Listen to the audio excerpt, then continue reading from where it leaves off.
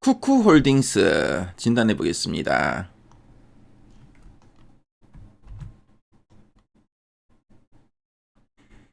자, 지금 쿠쿠홀딩스의 최근 3개월 주가 추이가 나와 있고요. 9월 중순 이후 10월, 11월, 12월 추이가 쭉 나와 있죠. 그래서 9월 중순부터 10월까지 좀 주춤한 흐름이었습니다.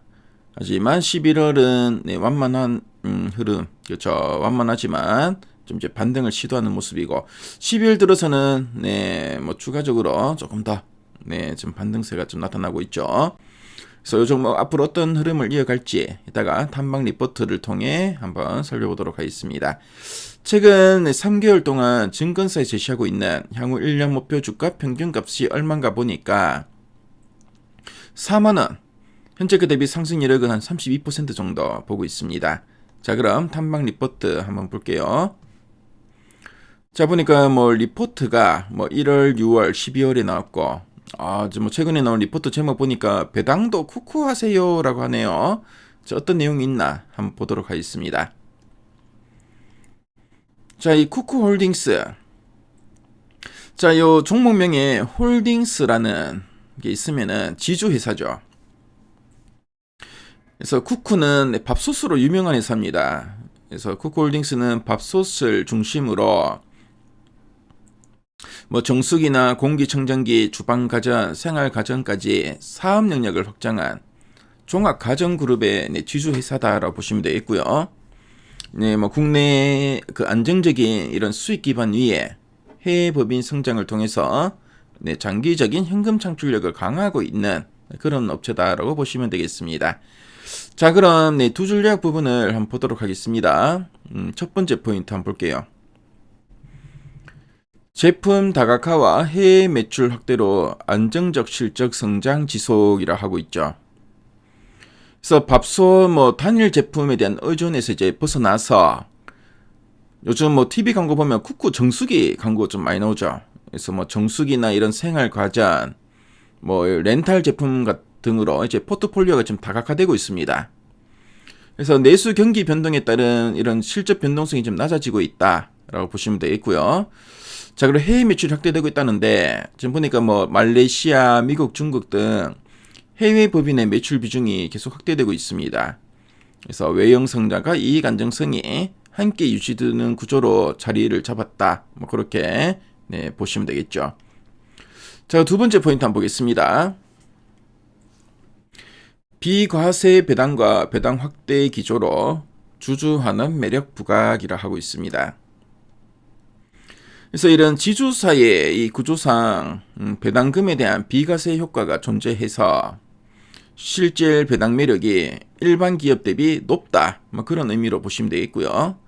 자, 여기다가 또 이제 안정적인 현금 흐름을 바탕으로 배당 성량을 점진적으로 좀 확대하고 있고, 그래서 뭐 성장주보다는 현금 창출력과 이런 주주 환원에 초점을 둔 투자 매력이 부각되고 있다. 이렇게 보시면 되겠습니다. 자, 그럼 아랫단에서 좀 더 이제 구체적인 내용들 한번 보도록 하겠습니다. 자, 보니까 이 투자 포인트 및 배당 매력에 대해서 나와 있죠. 그래서 뭐 제목도 보면은 배당도 쿠쿠하세요라고 하는데요. 배당 매력이 좀 좋은 것 같습니다. 그래서 제품 다각화와 해외 매출 확대를 통해 안정적인 실적 성장이 지속되고 있고 2025년 올해 주당 배당금 1,400원을 예상하는데 배당 수익률 한 4.6% 수준이라고 합니다. 그래서 자본 준비금 감소 승인으로 비과세 배당 지원을 확보했고, 자, 그리고 이제 예전에 이런 배당 승량을 좀 감안해 보니까 배당 소득 분리과세 요건 충족 가능성이 좀 존재한다고 하네요. 자, 그리고 이제 자사주 의무 소각이나 통과 시 보유 자사주 6.1% 소각 가능성이 기대된다. 뭐 이래 되면 이제 주주 환원이 좀 더 이제 강화된다는 거죠. 이런 데 상당히 긍정적이다라고 보시면 되겠습니다.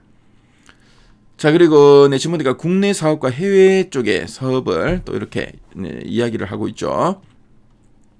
자, 먼저 국내 사업과 관해서 살펴보니까 전기밥솥 수요 둔화에도 고가 제품 비중 확대를 통해 매출을 방어하고 있다라고 하고 있습니다. 그래서 요즘 보면 사람들이 예전보다는 밥을 많이 안 먹는다고 하죠. 그래서 쌀 소비량도 좀 줄었다. 라는 이야기 있는데요.